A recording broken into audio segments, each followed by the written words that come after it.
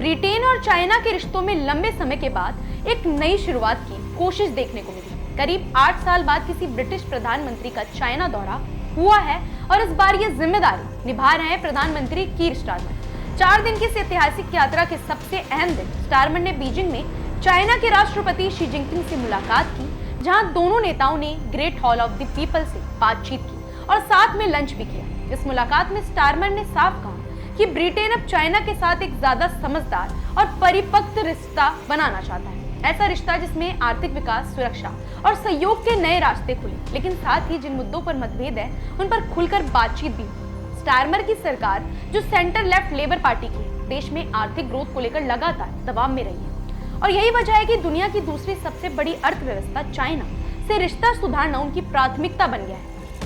वहीं राष्ट्रपति Xi Jinping ने भी माना कि दोनों देशों के संबंधों में बीते वर्षों में कई उतार चढ़ाव आए, लेकिन इससे किसी का फायदा नहीं और अब चाइना ब्रिटेन के साथ एक लंबे समय की रणनीतिक साझेदारी के लिए बिल्कुल तैयार है। दिलचस्प बात यह है कि यह दौरा ऐसे समय पर हो रहा है जब अमेरिका के राष्ट्रपति डोनाल्ड ट्रंप की नीतियों को लेकर पश्चिमी देशों में अनिश्चितता बनी हुई। कभी टैरिफ लगाने की धमकी तो कभी ग्रीनलैंड पर नियंत्रण की बातें। इन सब ने ब्रिटेन जैसे पुराने सहयोगियों को भी असहज कर दिया है।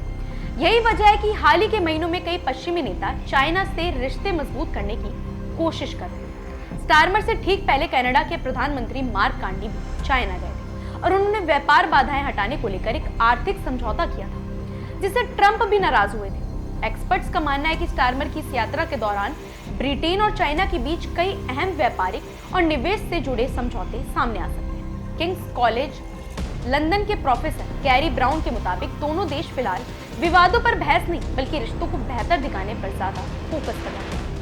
इस दौरे की एक खास बात यह भी रही कि स्टारमर के साथ 50 से ज्यादा बड़े बिजनेस लीडर्स का प्रतिनिधि मंडल चाइना पहुंचा है, जिससे साफ है कि इस यात्रा का मुख्य मकसद आर्थिक फायदे हासिल करना है।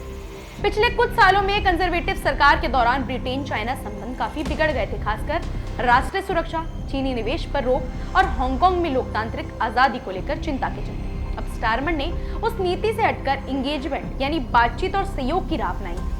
उन्होंने शी जिनपिंग से कहा कि सत्ता में आने के बाद उन्होंने वादा किया था कि ब्रिटेन को फिर से दुनिया की ओर खुला देश बनाएंगे, क्योंकि विदेशों में होने वाली घटनाएं सीधे आम लोगों की जिंदगी को प्रभावित करती है, चाहे वह सुपरमार्केट की कीमतें हो या देश की सुरक्षा।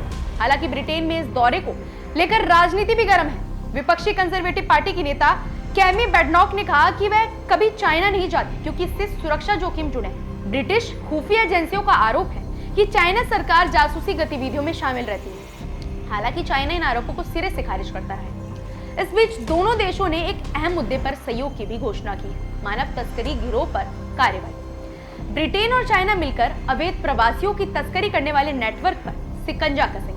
खासकर उन चीनी इंजनों पर रोक लगाने पर काम होगा जिनका इस्तेमाल छोटी नावों में यूरोप पहुंचने के लिए किया जाता है।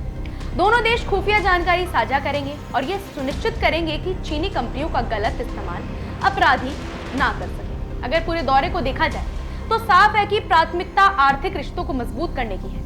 चाइना पहुंचने के कुछ घंटे बाद ही स्टारमर ने बिजनेस डेलीगेशन से कहा कि अब समय आ गया है कि दोनों देशों के बीच एक मैच्योर रिलेशनशिप बने। दिलचस्प अंदाज में उन्होंने एक चीनी रेस्टोरेंट में डिनर भी किया। क्या ब्रिटेन और चाइना की ये नई दोस्ती वाकई लंबे समय तक टिक पाएगी? क्या आर्थिक फायदे राजनीतिक और मानव अधिकार जैसे मतभेदों पर भारी पड़ेंगे? और क्या ये बदलती वैश्विक राजनीति का संकेत है जहां देश अमेरिका से हटकर नए विकल्प तलाश रहे हैं? यही सवाल आने वाले वक्त में दुनिया की दिशा तय कर सकते हैं।